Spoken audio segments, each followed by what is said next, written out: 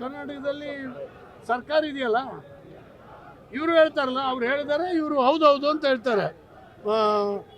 ಇವರು D K Shivakumar ಮತ್ತು ಸಿದ್ದರಾಮಯ್ಯ ಹೇಳ್ತಾ ಇದ್ದಾರೆ.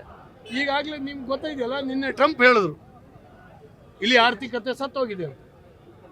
ಇವ್ರು ಹೇಳಿದ್ರು, ರಾಹುಲ್ ಗಾಂಧಿ ಹೇಳ್ತಾ ಇದ್ದಾರೆ ಹೌದೌದು ಅಂತೇಳಿ ಹೇಳ್ತಾ ಇದ್ದಾರೆ. ಅಂದರೆ ಜಗತ್ತಿನಲ್ಲಿ ಒಬ್ಬ ಟ್ರಂಪು, ಒಬ್ಬ ರಾಹುಲ್ ಗಾಂಧಿ ಇಬ್ಬರೇ ಅರ್ಥಶಾಸ್ತ್ರಜ್ಞರು. ಅರ್ಥಶಾಸ್ತ್ರವನ್ನು ಅರ್ಥ ಮಾಡ್ಕೊಂಡವ್ರು ಇವರೇ ಇಬ್ಬರು.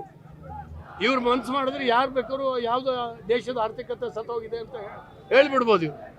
ಈ ರೀತಿಯ ಒಂದು ತಂತ್ರಗಾರಿಕೆ ನಡೀತಾ ಇದೆ. ಮತ್ತು ಟ್ರಂಪ್ ಹೇಳಿಕೆಯಿಂದ ನಮ್ಮ ದೇಶಕ್ಕಾಗಿರ್ತಕ್ಕಂಥ ಆಘಾತ ಏನಿದೆ, ರಾಹುಲ್ ಗಾಂಧಿ ಅದನ್ನು ಸಪೋರ್ಟ್ ಮಾಡ್ತಾ ಇದ್ದಾರೆ. ಏನರ್ಥ ಇದು? ರಾಹುಲ್ ಗಾಂಧಿ ನಮ್ಮ ದೇಶದ ಪರವಾಗಿ ಯಾವಾಗಲೂ ಯೋಚನೆನೇ ಮಾಡಲಿಲ್ಲ. ನಮ್ಮ ದೇಶದ ವಿರೋಧಿಗಳ ರೀತಿಯಲ್ಲಿ ಅವರು ಮೊದಲಿಂದನೂ ಮಾತಾಡ್ತಾ ಇದ್ದಾರೆ.